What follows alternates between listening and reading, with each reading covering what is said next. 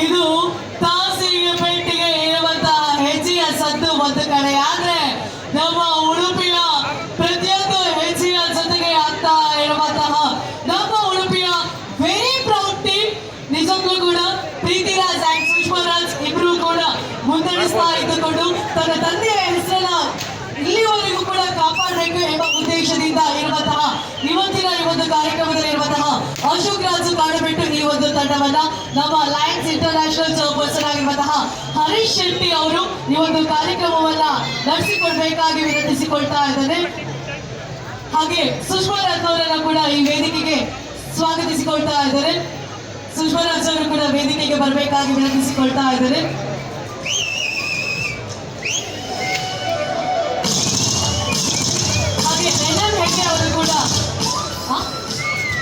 ಹಾಗೆ Harish Shetty Richard sir ನಮ್ಮ ಜೊತೆ ಇದ್ದಾರೆ.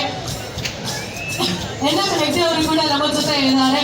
ಅವರೆಲ್ಲ ಕೂಡ ಈ ಒಂದು ಕಾರ್ಯಕ್ರಮದಲ್ಲಿ ಸ್ವಾಗತಿಸಿಕೊಳ್ತಾ ನಮ್ಮ ನಿಷಾದ್ ಅವರೆಲ್ಲ ಯಾರತ್ತೂ ಕೂಡ ಮಾಡಲಿಕ್ಕಿಲ್ಲ, ದೊಡ್ಡದಯ್ಯ ಹುಲಿಯಾಗಿರುವಂತಹ ನಿಷಾದ್.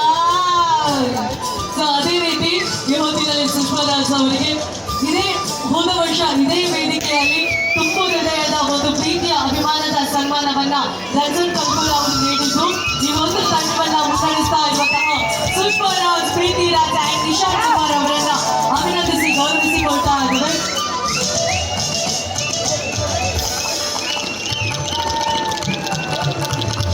ರೀಜನಲ್ ಚೇರ್ಪರ್ಸನ್ ಹರೀಶ್ ಶೆಟ್ಟಿ ಹಾಗೂ NM ಹೆಗ್ಡೆ ಅವರು ಕೂಡ ನಮ್ಮ ಜೊತೆ ಇದ್ದಾರೆ. ಅವರೆಲ್ಲರೂ ಕೂಡ ಈ ಮೂವರನ್ನ ಕೂಡ ಅಭಿನಂದಿಸಬೇಕಾಗಿಸಿಕೊಳ್ತಾ ಇದ್ದಾರೆ. ಈ ಒಂದು ಸಂಸ್ಥೆಯ ಪರವಾಗಿ ಸ್ಮರಣಿಕೆಯನ್ನು ನೀಡಿ ಗೌರವಿಸಿಕೊಳ್ತಾ ಇದ್ದೇವೆ. ನಮ್ಮನ್ನ ಇಷ್ಟು ಹೊತ್ತು ಮನರಂಜಿಸಿರುವಂತಹ ಈ ತಂಡಕ್ಕೆ ಸುಮ್ಮನೆ ಕುತ್ಕೊಂಡ್ರೆ ಚಂದ ಆಗ್ತದ ಇಲ್ಲ ಅಲ್ವಾ?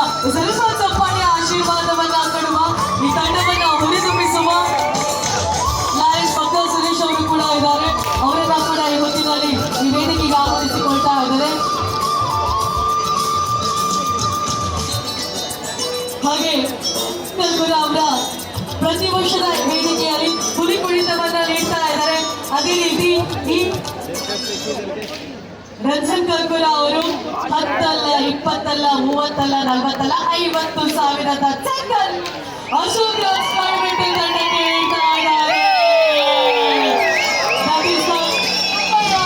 ಅಶೋಕ್ ರಾಜ್ ಕಾಡುಬಿಟ್ಟು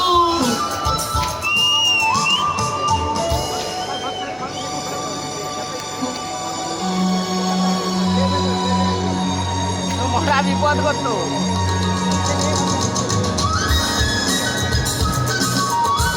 ಕಳೆದ ವರ್ಷ ಇದೇ ವೇದಿಕೆಯಲ್ಲಿ ಮಾಡಿರುವಂತಹ